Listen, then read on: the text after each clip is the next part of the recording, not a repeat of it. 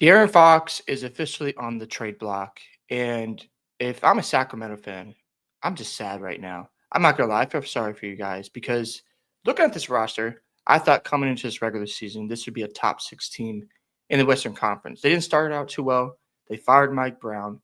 They brought in interim coach Doug Christie, and they turned things around. They're 11-3 in the last 14 games ever since he's been the head coach. The only losses they've had recently was to the Knicks and the Nuggets, and that happens. Sometimes you go through a mini slump where you lose two of your last three games or three or four.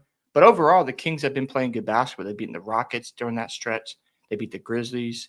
They went to Boston and beat the Celtics. So I'm thinking to myself, Sacramento has something cooking here. And then you have Keon Ellis getting a bigger role, and De'Aaron Fox doing things like he always does. DeMar DeRozan relying on his mid-range game, and those two guys together can close games because they're really good in the clutch situations. And let's just say the Kings are in the playoffs, and DeMar has his regression. Whoa, he has Fox to pick him up. So the Kings were intriguing to me, and also they haven't been good in a long time. They made the playoffs 2 seasons ago.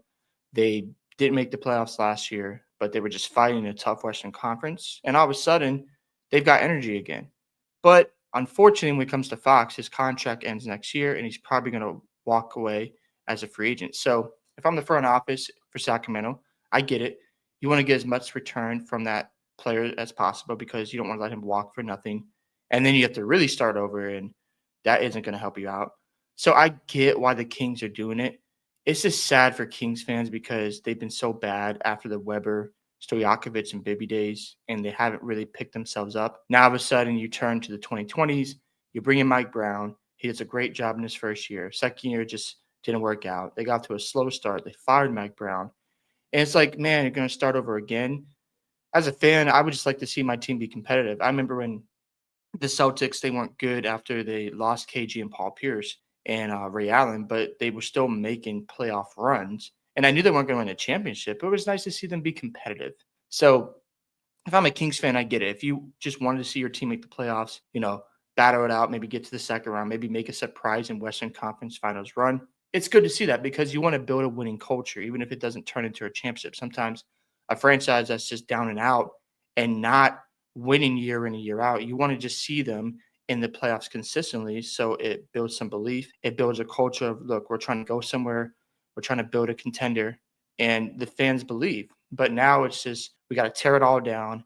We got to start from ground zero. And I'm telling you right now, if all they're going to do is move off of Fox and not trade Sabonis, Malik Monk, and DeMar DeRozan, then you're just wasting your time. Start over, get a ton of draft capital, get guys who are on contracts that favor you guys with the salary cap, where you can get off their contracts fast and maybe expiring contracts would be the move here, and just see where you go. I know that's like not a thing you want to hear as a Sacramento Kings fan, because like I said, this roster is competitive. It's not like they have a terrible roster that they can't compete. They're 4 games behind the Nuggets for the fourth seed. So for me, it's like shocking, but I also understand why the front office is doing this. But they better have a plan in place. It's going to be hard to take the L for Kings fans because I like the roster. I mean, I love Sabonis. He's been great this year.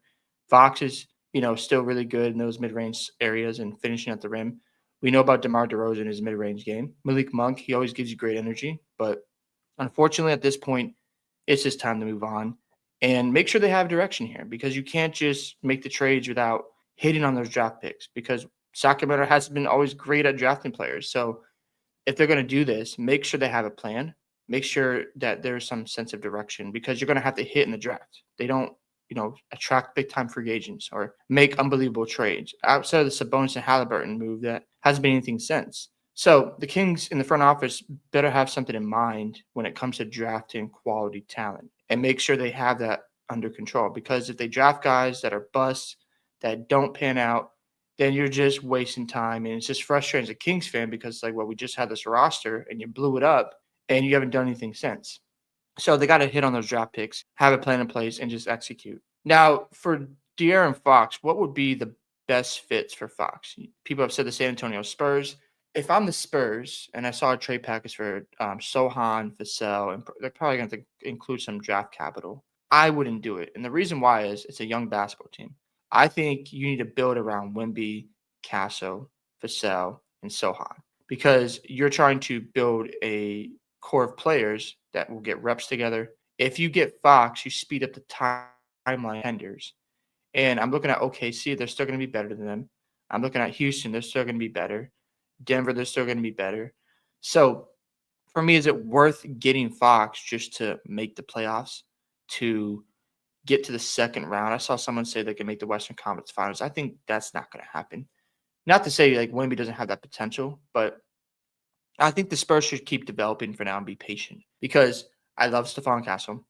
I love Vassell because I think he's a great shooter. And I'm not going to give up on Sohan, especially when you have a guy like him who can lock up on defense. He's been good this year playing alongside Wemby and Castle. I want to see what I'm going to get defensively from those big three if they end up being a big three. So for me, the Spurs should just wait because you have all that draft capital. You should keep developing your players. That's what they've been good at. And if you get Fox, you just speed up that timeline. The other two destinations that make sense to me is the Houston Rockets because Van Fleet is older than Fox, and Fox is 27 years old, so he's in the prime of his career. So let's just say they package Van Fleet, Jalen Green. They trade their 2027 picks from Phoenix that they own in the Brooklyn Nets pick swap, and they bring in De'Aaron Fox. Not a bad move. I would hold on to those picks and wait for another blockbuster trade. And the reason why I would wait if I'm Houston is Jalen Green is only 22 years old. And we have to see him develop and see if he's going to reach that number one option potential because he has nights where he doesn't shoot the ball well, where he disappears. He's been really good for the most part in January, but he's also had some duds in there. So I don't know if you move on from Jalen Green right now or wait. I would wait and see where they end up next year because I love the core of men, Sengun and Jalen Green. I think that's a really good core. And then you have the vets in Van Fleet, Dylan Brooks, and Jeff Green. So I would hold off for now and see where you go in the playoffs and then evaluate the roster in the summertime because you can revisit this situation. Also, when it comes to the Spurs and Rockets, well, Fox is a free agent next year. So you can wait next offseason to go sign him and not give up any of your core pieces. So that will be very interesting to watch. Or maybe you end up moving off of Sohan or because by then you're like, okay, we know his ceiling and we waited for him to develop and we should just move off him now. So it's interesting to make the move, but if I'm the Spurs and Rockets, in my opinion, I would just wait. Even though it's tempting to get Fox, I think these two teams are still young and they should still develop these guys and see where they land and where things play out. And the last team I would say is the Miami Heat because you're trying to rebuild, right? And you can trade Duncan Robinson. You can trade some draft capital. Jimmy Butler, you just move Jimmy. There's you're going to Sacramento, and you just go from there. I think Fox and Bam would be an interesting duo, and you should have Khalil Ware, and you just start from ground zero. Fox is 27 years old. Maybe he'll give Miami a year or two to rebuild, and all of a sudden the Heat have their number one option. Great player in De'Aaron Fox. You still got Bam, and all of a sudden Miami's back in the thick of things. So that's the team which makes the most sense to me. I think Miami might have to include another team to get the draft capital. So we'll see what this all looks like. But man, like I said earlier, I just feel sorry for the Kings because I just want to be competitive if I'm a Kings fan right now. Yes, I want to win a championship, of course. But if I haven't been good in decades, or actually probably like 2 decades, then can I just see my team make the playoffs consistently before we blow things up? That would be my expectation as a fan because I just want to see you guys go out there and compete and just put out a good product. If the product's been so bad, all I care about is just being good, being relevant, and then you figure out how to be a championship contender down the road. But we'll see where De'Aaron Fox lands, and we'll see if the front office is going to just blow up this entire roster to get assets going forward. Hope you guys enjoyed this video today. Love to hear your thoughts on the De'Aaron Fox trade rumors. Where do you think he should land? What's the best fit?